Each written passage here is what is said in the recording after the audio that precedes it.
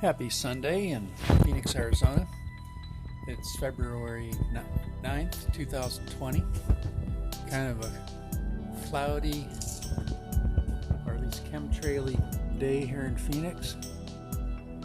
Very overcast. But I wanted to show you these pods before I harvest them. Take a look. This is the winter 2020 pods. And as you can see, the branch got so heavy. I mean, look at all those. These things weigh a ton. Here's my hand. I got pretty big hands too. But that is a huge pod. And there's a ton of them. They're like right next to each other, a whole bunch of them. So much so that I had to find an old step ladder that I found in the alley. But how in the world could a plant normally have that much weight on it? This is called the PKM-1 variety, and it is known for having just a ton of pods. But the question is, when do you harvest them? So I harvest them in February. I also harvest them in September. Well, late October, late August at least. But here I have a Barbados cherry tree that needs more sunlight. So as soon as I get rid of these pods, and so what you're looking for is a crack. These are actually not quite ready yet. So in a week or two,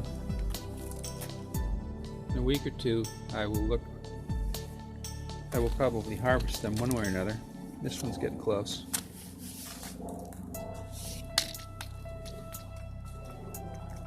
And some of them just didn't quite get fully formed. So those will get chopped up and put in the worm pile. Some of them might have some viable seeds. But maybe it's time to start harvesting them individually. But that's the Moringa Oleifera PKM-1 variety. And as you can see, I have some seeds to sell. There's quite a few of those pods. And then this is just the winter harvest. Remember, like I said, I do it again in August.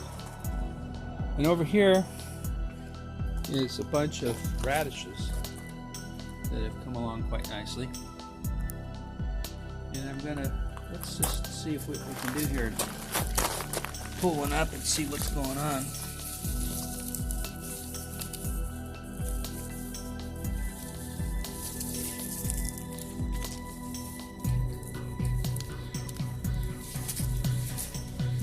Big ones. There's a bigger one. Oh, that's kind of cute. Look at that. So, some of these I will transplant around the yard with the idea that they'll go to seed and produce more radish seeds that will grow and become like a cover crop. A lot of times people will use red crimson and hairy vetch and white radish seeds as a cover crop, and they just leave the radishes in the ground. So we'll see. There's a lot of radishes there. And then whatever this is, I seem to have a few of those plants, like this one here. I planted these seeds for the radishes, and then something else must have been in the seed kit, because right next to it is this like perfect leaf plant. I don't know what that is. If you happen to know what this is, let me know and put a comment. Of course, the Barbados cherry, the Moringa. In about 2 or 3 weeks, I'm going to cut all this to 8 feet. But of course, I have to harvest the pods first. So that's that. And then over here, I got a little compost pile next to the sugar cane. The sugar drip sweet sorghum is still alive. It's supposed to be an annual, but I find a way to keep it alive, and in another couple weeks it will flourish. But I have all of this raised bed potting soil I put down, and I sell seeds, Moringa and Mucuna, and when I have some seeds that aren't quite right, I just throw them in here. and we'll see what takes. It's certainly a lot of opportunity there. So let's move further down here. Another moringa's doing okay. It wants to flower. And then we have a little bit of bee activity on the lavender. Not a ton. And then here, I don't remember the video that I did about the #1 bug out item, but right there is a radish, one of the radishes that I had. We'll go ahead and harvest that baby.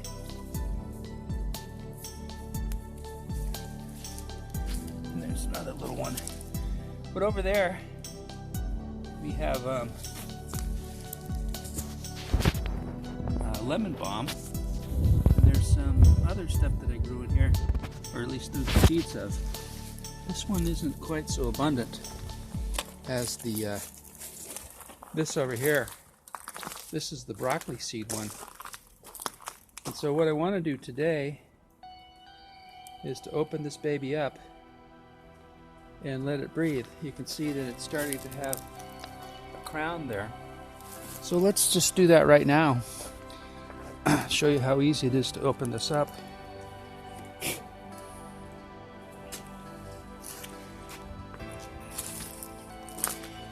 Because all we really have to do is pull this out.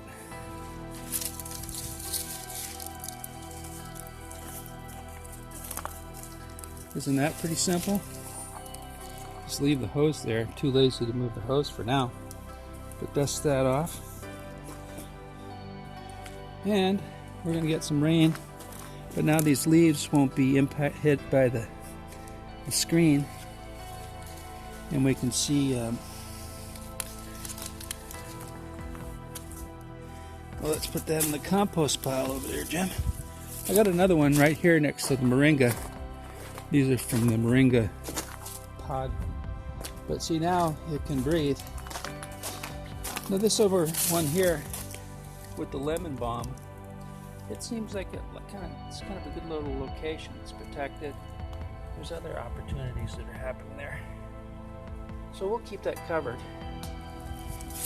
But this one here just wants to breathe. And over the next couple weeks, I'll thin it out and transplant some of these around the place. Because as you can tell right there, that this is, it wants to grow. But that screen cage was causing issues. All right. Oh, I wanted to show you this other thing too. Whoops. I want to trip on this. Oh, here's another thing. I found a guy in Phoenix who sells azomite. His name is Dave, and he's with Dirty Dirt Farm up in Northeast Phoenix, around 40th and Bell. And so I'm going to be mixing azomite with this pretty expensive Home Depot watering can, but I think that'll do it. And then I'll start putting that. Now, it seems like we'll just toss this in here for now. We'll get that. We'll straighten that out on another day.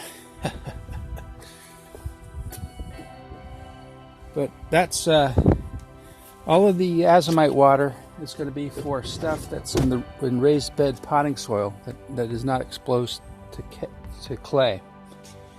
So this is a good candidate right here. All of this, remember, is wood chips and raised bed potting soil. But there's no, it's only like really far down that you actually see clay. And so that's what I'm going to do with the azomite water, anywhere in the yard where it's not in clay. But I tell you, the stuff that is in clay, it's got so much nutrients. Here's some new carbon. Here's some carbon that I'm going to have to grind up with a shredder, wood chipper. But look at all these. These guys are in clay. and they're flourishing. Clay just has all these nutrients that I think it's sort of a poor man's azomite. But all of these are doing well.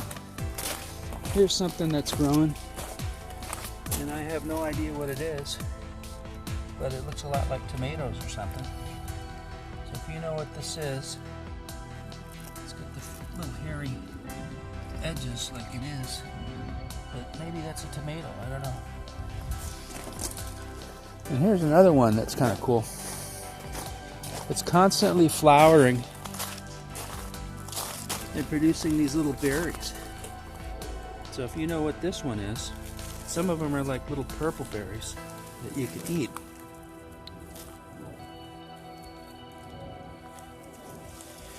And like this plant right here, it just found its way into my yard.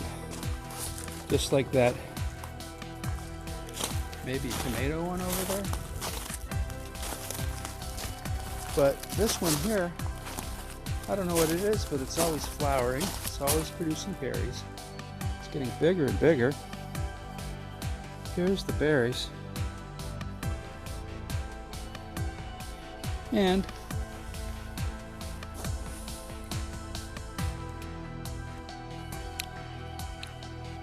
they're sweet.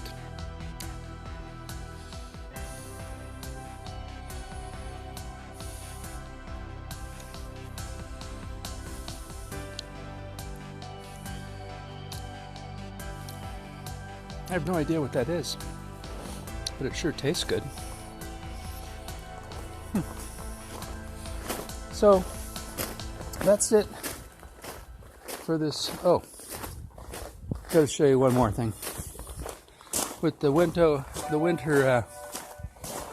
Mucuna harvest, see already that broccoli's starting to expand. Isn't that wild? Look at all of those pods. They're flipping huge.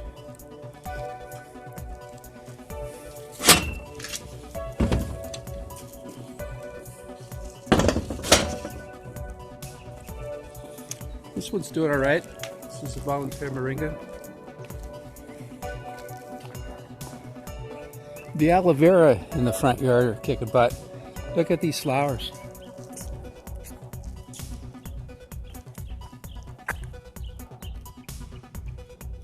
Pretty wild. Yeah, that's not the only one. This little tiny guy that I had just a couple pieces in the ground, of course it's flowering.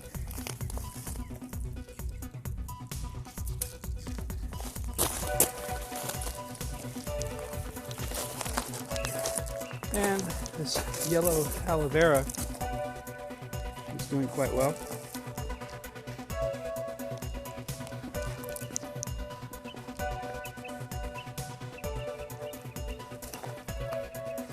So, anyway, I was coming over here to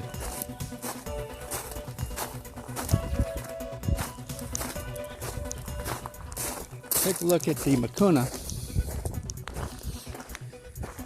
Look at this faux tea. It's just going gangbusters. And then here's all of the Malabar, red Malabar spinach. Look at all of these berries. I may be offering some seeds for sale for the red Malabar. And our goji is still alive. We're going to spray it with some neem soon. But here is what always happens in January and February. All the leaves disappear on the Mucuna, revealing the black pods. I don't think we'll have as many Mucuna seeds this year. And we got a lot of onions. Here's an example of a radish that I planted that has been transplanted. So that's the idea, is to, we got the E toy onions, we got the Egyptian walking spinach, we've got the radishes now, more E toy onions, goji is popping up, we got more radishes, more Egyptian spinach, Egyptian walking onions, radish. And of course the goat. But there's some nasty end of the year stuff with this Malabar spinach. But at the same time, look at those pretty little flowers. So it's certainly not dead. So we'll see what happens, but I'm going to be spraying. Remember I told you about the azomite. All of this is raised bed soil. So any place that is primarily raised bed potting soil is going to get the watering treatment frequently with the azomite water. And of course this prickly pear continues to blossom.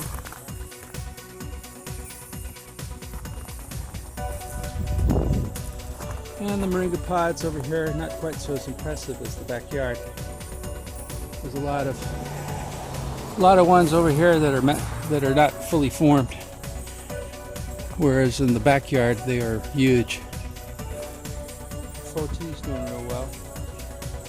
And this lavender is doing well. These are all volunteers. Seems like the little finches drop the seeds and then you get it in strange places. That's one right there. Another little guy there. But I didn't plant these. This is all volunteer lavender.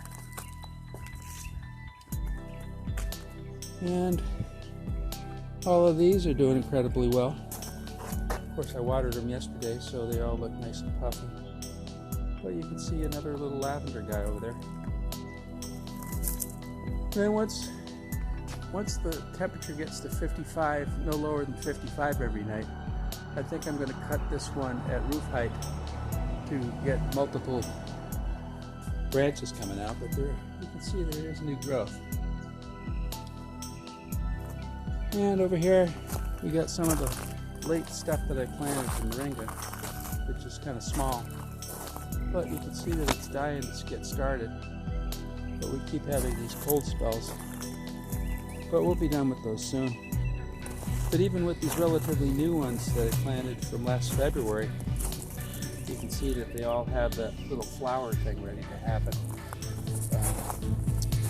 Like right here.